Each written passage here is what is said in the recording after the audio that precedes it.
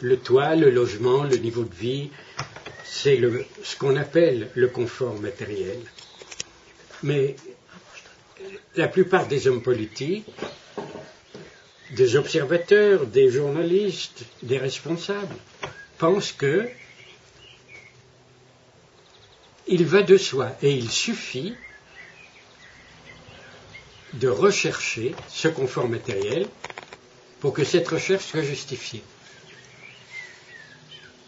Mais on ne sait pas pourquoi, on ne sait pas dire, parce qu'au fond, on sait bien pourquoi, mais on ne sait pas dire pourquoi les individus doivent d'abord bénéficier d'un logement.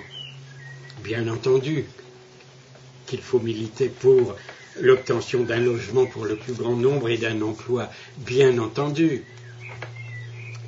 Si on appelle tout cela, pour simplifier, le confort matériel, bien que l'expression soit un peu méprisante, alors que la recherche d'un logement et d'un emploi est en effet essentielle, digne et humaine. Et les politiques ont raison de se préoccuper de ça.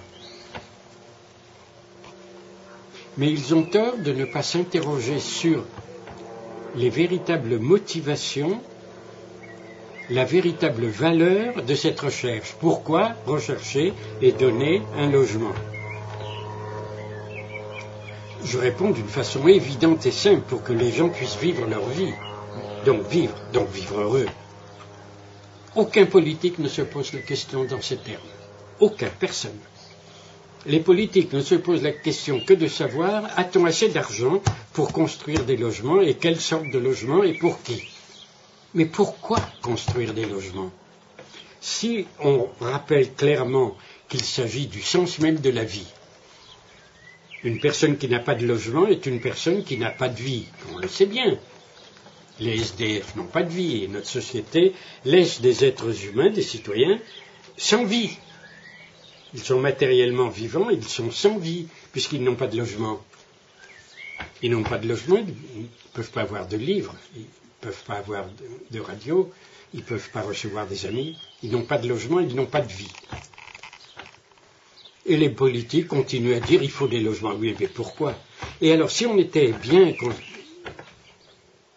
convaincus, si les politiques étaient bien convaincus que l'enjeu final de la recherche d'un logement ou de la recherche d'un emploi, que l'enjeu final est le sens de la vie, s'ils en étaient sérieusement convaincus, ils se battraient sérieusement pour la mise en œuvre de leur programme.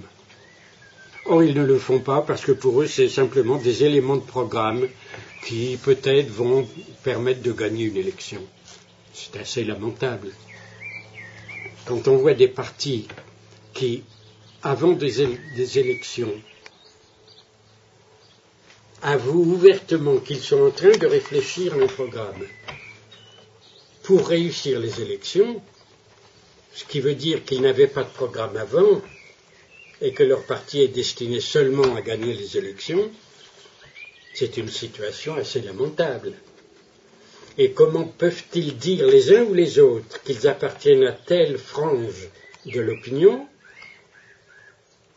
s'ils n'ont pas un certain nombre d'idées et de projets en tête?